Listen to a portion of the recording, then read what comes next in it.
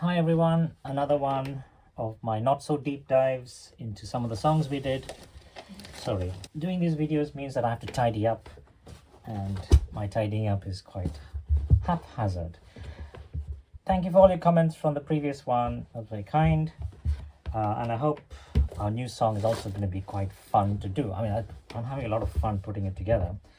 Those voices that you hear are computer generated in one sense. They are real paid singers who have been recorded, and then through algorithmic manipulation, you can put in whatever words and pitches you want. So that's what those voices were. Okay, I thought we'd look at Spirit of God because that was kind of a earlier song that we had done, and it came about because we were often asked to sing as a choir at different functions. There was always some form of a invocation prayer or song being sung at these functions. And I think initially there used to be like solos across different languages, and then I think one of the fathers then said, why does the choir come and do them? And I just wasn't very happy with a lot of the songs. That seems to be a reason why I wrote stuff, that I wasn't happy with what was already there. As ever, I explored whether I could write one, and that's how Spirit of God came. And I forgot which batch exactly did this. I've written here 2006, but I'm wondering whether even 2005 also did this. Maybe one of you can say whether it was 2005. And I think I recall that some of the later batches, 2008, don't remember this. So I don't know whether we just fell out of not singing it or whether we found other songs to sing, because we did have a set of songs for the Prarthana album. I'm going to put a link to the SoundCloud link to it. SoundCloud is a bit weird in that it just randomly plays things afterwards as well sometimes, depending on your settings. So yeah, just be aware of that. So again, when I'm coming to songwriting, I'm thinking in terms of chords, the movement of the chords, but in this case, there was also a melodic movement that was important. So it went, the timing, of course, the timing with some bounce in it. And I think the 7/8 timing, 1 2 3 4 5 6 7, 1 2 3 4 5 6 7, 1 2 3 4 5 6 7, 1 2 3 4 5 6 7, with those subdivisions. I thought that just gave it a bit of a bounce without making it too energetic. So it had still a reflective pose, but still gave it a bit of energy with that kind of rhythm. So the introduction kind of went.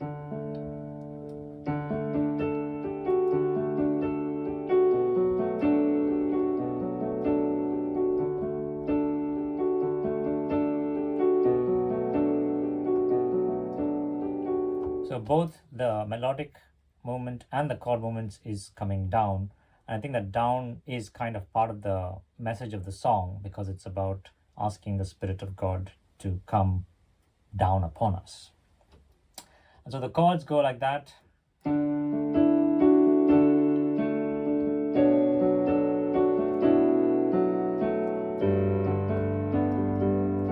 So the melody is going up though.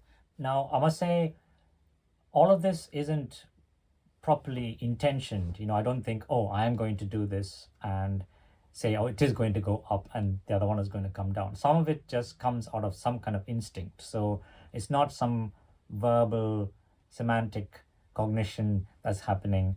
It is some kind of instinct happens, and then later on reflection, I'm interpreting it. Maybe this is what I thought of. So even for Magnify, I'm not necessarily thinking through every part of it. Some of it is the kind of instinctual thing that's coming, and then I'm putting words to what that instinct might be.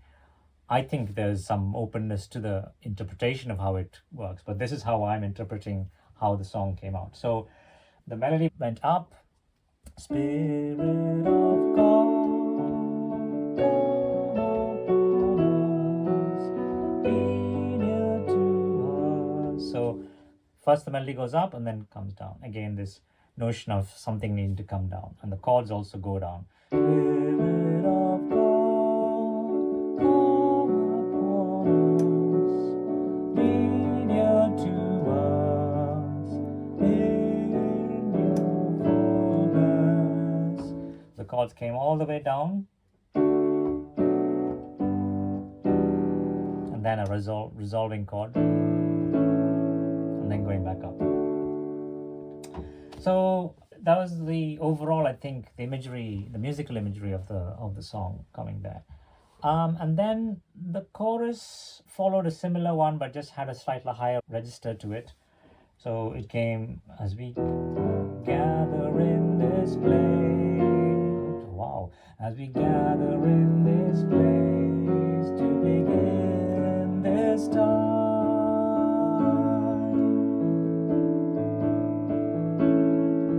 Fill us as we open our hearts. Cover us with your passion and grace. Come upon us now, Spirit of God. Now, I do like the odd chord, but I think it's also that it communicates something, that when the Spirit does come, or that idea of something external impacting you, to take an odd chord is to kind of say, okay, there's something external happening. Come upon us now, Spirit. Come upon us now, Spirit of God. One, it just gives some interest, chordally and harmonically, but also there is a sonic kind of impression of something outside coming in. Then we go back to the verse, Spirit of God, with the sopranos kind of interjecting in. I think that to me talks of a little bit of the fluidity, a little bit of when you talk about spirit.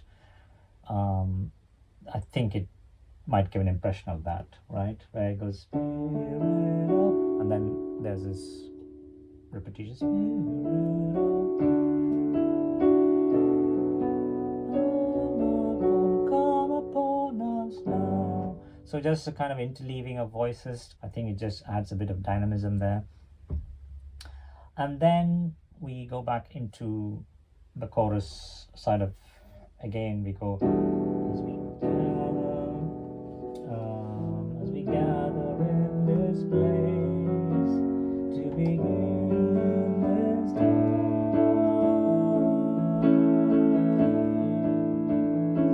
Back to the chorus. Fill us as we open our hearts, cover us, and our passion rays come upon us now, Spirit of God. Now, I thought that odd chord, which kind of shows something external happening, then to take that, to move it somewhere, musically that would be called some kind of a bridge. But I thought it also communicates something about that externality coming into the song. I'm not sure we ever did this live. I once did it in my college here, and as a solo performative piece rather than a full choir piece, and we did it there. But I can't remember if we ever did it live with this extra, where the tenors sing, tenors and the altos, I think, double up. Spirit of God, Spirit of God.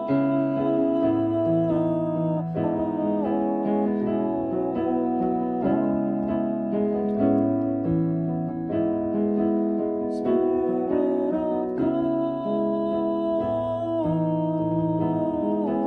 So there again, it's that whole coming down, right? Spirit of God, right? So it's, again, I think that movement is quite important just because of what the song is intending to do as well. Yes, we'll go.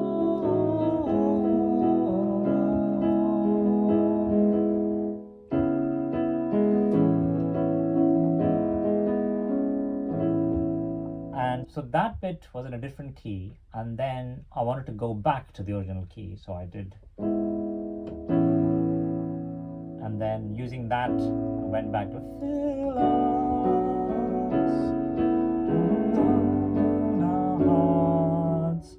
And I think what that communicates to me is that, yeah, something from outside us does come upon us, but it doesn't mean that we no longer be ourselves. So I think that's what it communicates me. Now, I'm not sure whether that was the intention. My feeling is that I thought we had changed key to a higher key, and to stay there would mean that it would be really a struggle for the sopranos and tenors. So I think there was a practical reason why I went back to the original key. But I think reflecting back on it, it communicates, I think, something about while you're being transformed, it doesn't mean you stop being who you are. Yeah, and then so that chorus goes, the last chorus happens.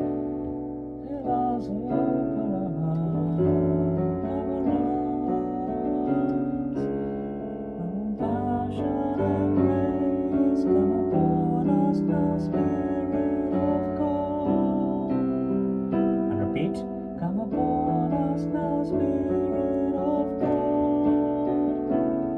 Come upon us now, Spirit of God. Come upon us now, Spirit. So repeats at the end, just emphasizing the call or the request of the song, and then the ending is again another movement down. Come upon us now, Spirit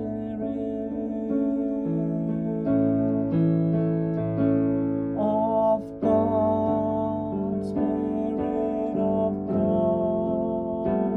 All those parts are quite nice. Come, Spirit of God, come on us now. Amen. It's yet another movement down, but it comes through a completely different route. So I think I like it when music has got some surprise, and maybe I put too many surprises in, but I like the surprising elements there. And I think also the song, in one sense, is asking for that, because when you're talking about the Spirit to come, it's not necessarily you're just going to do the same thing again and again, but maybe you want something new to happen. Yeah, I think that'll do for this one. I thought I'll try and do this one before, because it's a rather busy time coming up, and so I'll try and squeeze them in as and when. So thanks everyone for listening.